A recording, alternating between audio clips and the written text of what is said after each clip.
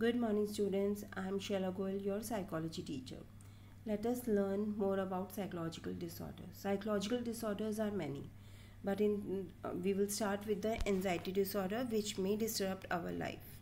Anxiety disorder is the disorder which has the symptoms of dizziness, irritability, increased muscle tension, rapid breathing, breathlessness, chest pain, sweating, numbness, tremors, chills.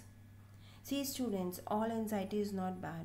When we are facing anxiety, when we enter the examination hall, or when we are going to do a solo performance, that anxiety motivates us and enhances our performance. But if the anxiety is distressing, it is high level and it distresses us and interferes with our effective functioning, it turns into psychological disorder. They are the most common type of anxiety disorders. Many people suffer from anxiety disorders. Everyone has worries and fears, but if it increases to such an extent that a person is not able to work properly, then it is known as anxiety disorder. In the first category of anxiety disorder is generalized anxiety disorder and popularly known as GAD. It has vague, intense, unpleasant, and unexplained fear. No object is involved, so it is not attached to any particular object.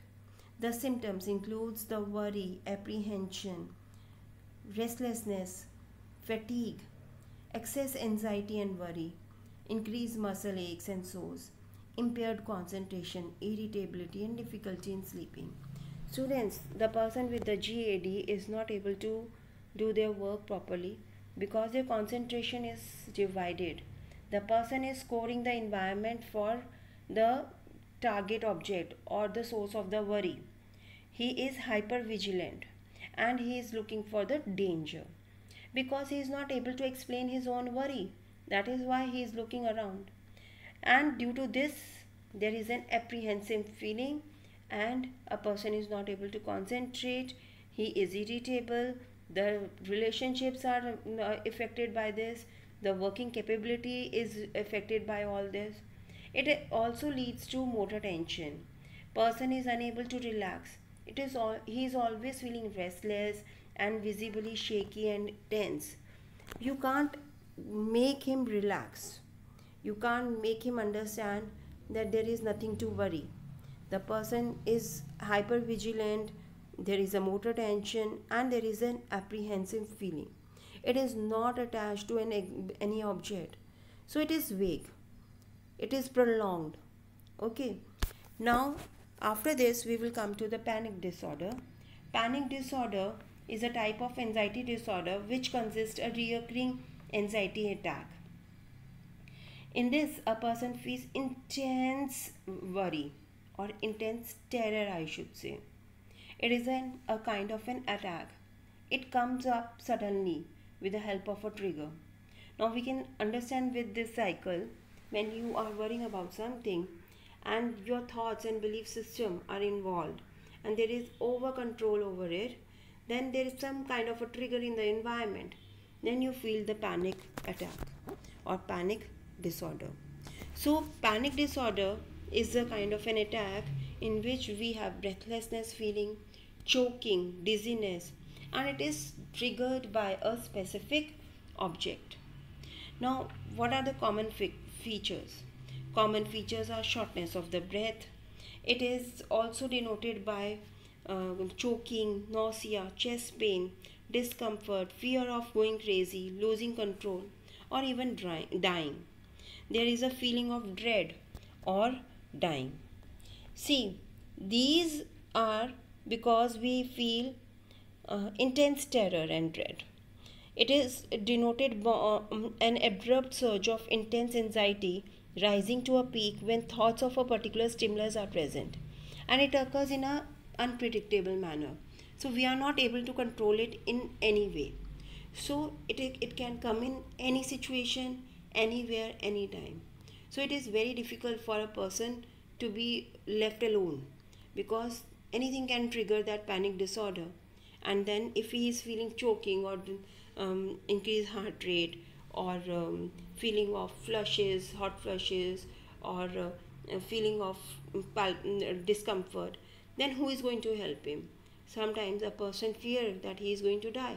In all these bizarre situations, he cannot be left alone. So the person has to be kept in watch. So panic disorder is very alarming, and you feel that you are going to die. Now next, and we can understand this by all these symptoms also, like feeling of sense of impending doom, difficulty catching your breath, ringing ears, feeling faint and nauseated, feeling sweaty or chilled, etc. Now, anxiety disorder has a third category, that is phobia. Phobia are irrational, unexplained fear. You are not able to explain the fears, and it is not caused by any event. It is unexplained, right? And they are very, very intense. Often develop gradually with GAD. When a person suffers from GAD and it is overload, then slowly and steadily it may lead to phobias. Now, first category is social phobia, intense and incapacitating fear and embarrassment when dealing with others. Now, what happens is there is anxiety, self consciousness, and embarrassment from being around other people. You don't want to meet people, you feel embarrassed, you feel conscious. There is an excessive worry about events where you have to be interacting with others. See, you are not worried about the event, you are worried about the interaction which will be due to that event, and you have difficulty in making friends and maintaining the friendship. Those people with the social phobia will limitize the people with whom they feel comfortable, with whom they want to continue their relationship.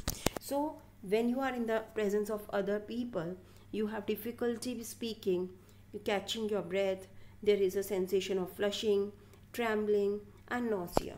You are unsure about yourself, you are not able to hold yourself, and there is an embarrassment, there is an intense fear that now what is going to happen, even though it is not going to happen anything, but the feeling that a person is having is real for him. It is not fake, it is the reality for him. Next is agoraphobia. It is related to the new situation. Now in the previous social phobia, I have given you an example that there is an impending worry about attending an event and interacting with others. Now that fear was not because of the new event, it was because of the interaction. Agoraphobia is due to the new situation. See, agoraphobia is a anxiety disorder that is characterized by intense fear of leaving the house, going into the open places or the enclosed spaces or the public spaces. Different people have different agoraphobia. It can be for the enclosed spaces, it can be for the open places. Now what happens is all the agoraphobics can be housebound in the later stages, not in the early stages, but in the later stages. Many have safe zones, places that they are comfortable with going, or safe person, someone who goes with them. Now the onset of agoraphobia usually starts with the ages of 15 to 39 years, and using what happens is a person feels a fear, have fear, intense fear in using public transportation, because there also it is unknown space, unknown people, unknown surroundings. Being in the open spaces, being in the enclosed spaces, or standing in line, being in the crowd, being outside of home alone. Agoraphobia usually occurs with other mental illness. So we cannot say confirmly that where does agoraphobia occurs. It is in fear of intense, in fear that is very intense of entering unfamiliar situation. Ability to carry out normal life activities is severely limited. A person who is not moving out of the home, a person who is afraid of leaving their own home, They are not able to carry out their normal life activities. They are not able to go to the workplace. They are not able to go to the new school, new transferred area, new home. So their lifestyle is very limited, their scope is very limited, and they are in the clutches of the fear. Next, we are coming into specific phobia. Specific phobia is related to some specific object. They are the most common occurring types of phobia. This group includes irrational fear, such as intense fear of certain types of animal, or being in with on some height, or some disease, or something else. So this phobia, that is specific phobia, it is related to a certain stimulus or event. Let's see an example of the fear of height, that is acrophobia. Acrophobia, what happens in acrophobia? You have a worry, you have a fear of approaching, fear of injury, wanting to leave, looking for distraction, and you want to avoid the situation. So if a person is asked to go on the top of the building, there will be shortness of breath, there will be feeling of edge, there will be racing heart, anxiety, terror, restlessness, and nervousness. There will be muscle tension which you are not able to relax. You want to leave that situation, and there is a intense fear. Now you want to avoid this situation. These all things are involved in the phobia, specific phobia, that is related to height. Similarly, if you have a cancerophobia, you will fear having cancer. And if anything tells you, or any symptom that you have that is related to cancer, that can be related to cancer, will lead to the intense phobia of that disease, right? You won't go and meet the person who has a cancer. You won't go to the cancer ward. There are many types of specific phobia like hydrophobia and many more. So you have to understand that is, it is related to some object, specific object. You are working normally in other spheres, but when we talk about that specific thing, like if you are asked to go on the top of the building, you will have acrophobia. Otherwise, if you are on the ground, you will be working absolutely fine. So this is limiting for situation, but you can lead a normal life with this specific phobia, and with therapy you can get the cure of this phobias. So early detection and early intervention is very much required in case of anxiety disorder, and they should not be overlooked. Students, last in the category of anxiety disorder is separation anxiety disorder. Separation anxiety disorder is another type of anxiety disorder in which individuals have a separation anxiety. They are fearful and anxious about separating with the attached figure. That attached figure can be a caretaker, it may be grandmother, it may be a nanny or a mother, whoever is taking care of the child. Excessive anxiety or even panic experienced by children at being separated by their parent or from their caretaker is known as separation anxiety disorder. In this, a child may have difficulty being in a room by themselves, going to school alone, are fearful of entering new situation, and cling to and shadow their parents' every move. Now students, if the person is attached to that person in such a way, then if the parent or the caretaker moves out of the eye level of the student or of the child, then he starts throwing the temper tantrums. He can harm himself, he can become aggressive, start crying, uncontrollable gestures can be shown.